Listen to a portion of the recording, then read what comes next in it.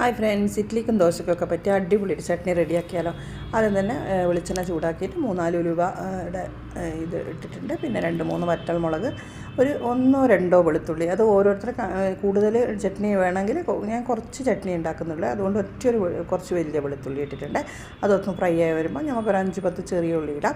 പിന്നെ ഒരു പകുതി വലിയ ഉള്ളിയുടെ പീസും കൂടി ഇടുന്നുണ്ട്. ഫുൾ ചെറിയ ഉള്ളി ഇട്ടാൽ നല്ല ടേസ്റ്റ് ആയിരിക്കും.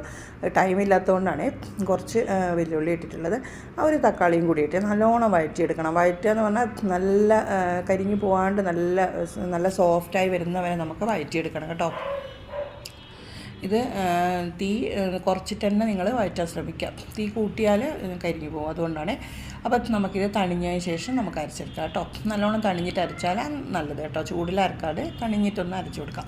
അപ്പോൾ ഇത് മിക്സിയിൽ അരച്ച് കഴിഞ്ഞിട്ട് നമുക്ക് അതിന് താളിപ്പ് റെഡിയാക്കണം കേട്ടോ. അതിന് വെളിച്ചെണ്ണ തന്നെ ചൂടാക്കി കുറച്ചെടുത്താൽ മതി എണ്ണ.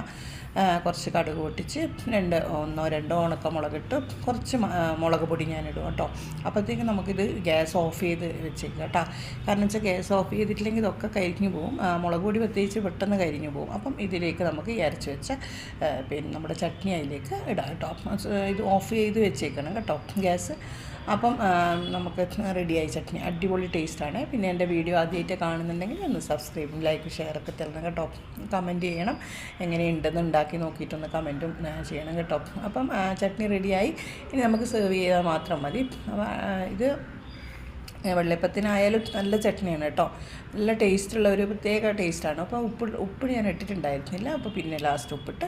അപ്പോൾ അടുത്ത വീഡിയോ കാണുന്നവരേക്കും ബായ്.